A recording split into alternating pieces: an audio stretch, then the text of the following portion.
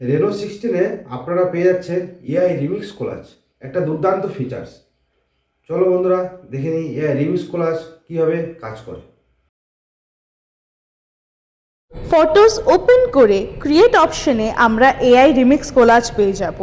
আমাদের পছন্দের কোনো ভিডিও বা ছবি অ্যাজ আ ব্যাকগ্রাউন্ড আমরা ইম্পোর্ট করে নিতে পারি।